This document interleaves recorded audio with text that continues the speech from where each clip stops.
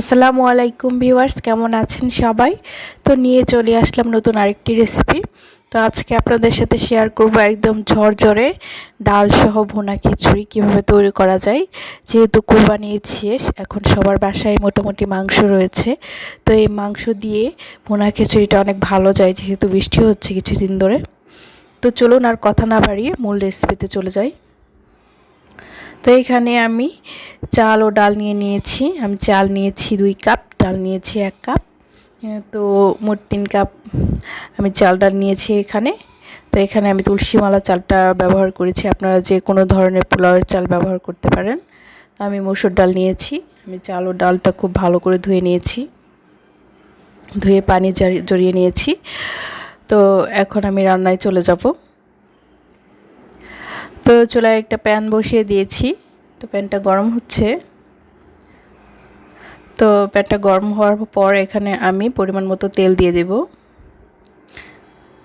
এখানে আমি তেল ব্যবহার করছি মোটামুটি 1/2 কাপ পরিমাণ।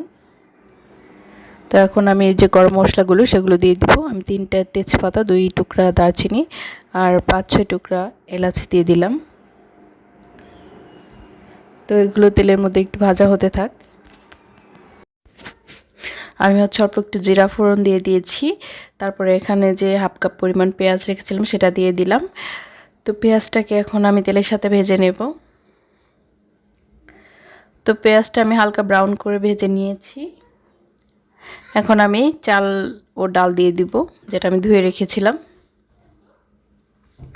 তো এই খিচুড়িটা আমি খুব অল্প সময়ে ঝটপট উপায়ে কীভাবে রান্না করতে হয় সেই প্রসেসটা আপনাদের সাথে আজকে শেয়ার করব। তো আমি সবগুলো চাল ডাল দিয়ে দিলাম। তো এটাকে এই যে একটু ভাজা করে নেব তেলের সাথে।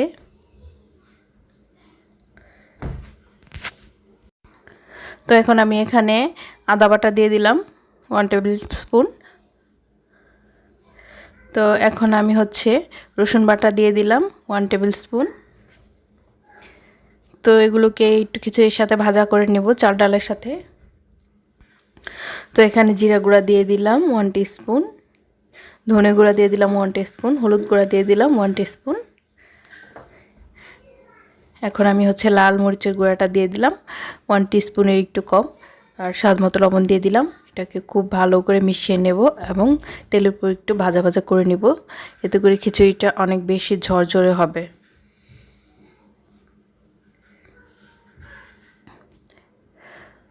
তো এই যে আমার চালটা ভাজা মোটামুটি হয়ে গেছে। এখন আমি ঝোলের জন্য যে পানিটা চালটা সেদ্ধ হওয়ার জন্য, চাল আর ডালটা, তো সেই পানিটা দিয়ে দিলাম পরিমাণ মতো। তো পানিটা দেওয়ার পরে আমি ঢাকা দিয়ে দেব, এটা ফুটে ওঠা পর্যন্ত।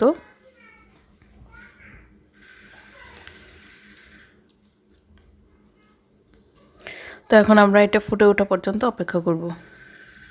তো এই যে চালটা মোটামুটি ফুটে উঠেছে, এখন আমি চুলার আঁচটা কমিয়ে দেব। তো এই পর্যায়ে আপনারা লবণটা চেক করে নিতে পারেন। তো এখন আমি আঁচ কমিয়ে ঢাকা দিয়ে দিয়েছিলাম, পানিটা ঝোলটা শুকিয়ে গেছে।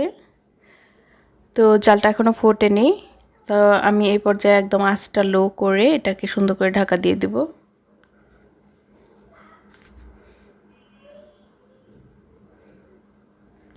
তো এই পর্যায়ে আমি 1/2 টিস্পুন গরম মশলা গুঁড়া দিয়ে দিচ্ছি। এটাতে খিচুড়িতে সুন্দর একটা ফ্লেভার অ্যাড হবে।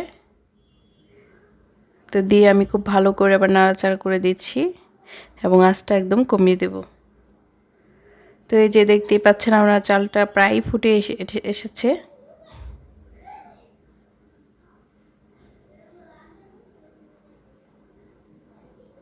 এই যে আমি নাড়াচাড়া করে দিচ্ছি। তো আমি এখন খিচুড়িটা একদম দমে দিয়ে দিব, সুন্দর করে ঢাকা দিয়ে।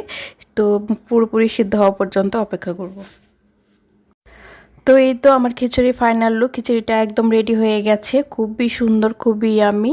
তো আপনারা চাইলে এই কোরবানির ঈদে মাংসের সাথে এই মজাদার খিচুড়িটা অ্যাড করতে পারেন। আমার আশা করছি খুবই ভালো লাগবে। তো এই ছিল আমার আজকের ব্লগ। ভালো লাগলে একটি লাইক দিবেন, আর বেশি ভালো লাগলে চ্যানেলটি সাবস্ক্রাইব করে পাশে থেকে যাবেন। আল্লাহ হাফেজ।